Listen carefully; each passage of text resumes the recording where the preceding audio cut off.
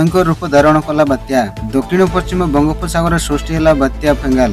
बंगोपसागर में घूर्णिबलय फेंगाल भयंकर रूप धारण करिछि। अपराह्न 2:30 रे बात्यार रूप नेइछि गभीर अवपात। तेबे तमिलनाडु जो जोड़ सृष्टि हेबार आशंका रही हठात यह दिग बदलाइथिबा सूचना मिलिछि। यह घंटा प्रति 3 किलोमीटर 10 किलोमीटर बेगरे गति करुछि। तेबे भारतीय पाणीपाग विभाग IMD कहिछि जे यह एक भयंकर घूर्णिबलय। यह उत्तर दिग को जीवार संभावना अछि। यह 30 तारिख रे उत्तर एवं उत्तर पश्चिम दिग को गति करिबा बोली आशा करा जाउछि। IMD कहिछि जे एही घूर्णिबलय फल रे घंटा प्रति 45 रु 55 किलोमीटर बेगरे पवन बहिबो। एही कारणरो डिसेंबर 2 पर्यंत आंध्र रे हल्का मध्यम वर्षा हेबो। जदि पवनर बेग को देखिबा बंगोपसागर रे घंटा प्रति 50 किलोमीटर अधिक बेगरे पवन बहिबो।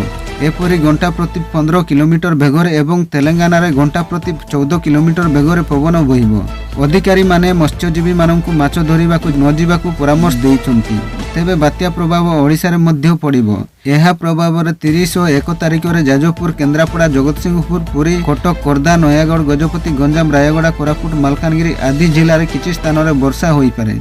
यह सुंदरगढ़, केउझर, कंधमाल और कलाहांडी आदि जिले में किछि स्थान रे हल्का मध्यम धरणर घुड़ी अनुभूत हेबो बोली आंचलिक पाणीपाग विज्ञान केन्द्र पूर्वानुमान करिछि बोली खबर मिलिछि।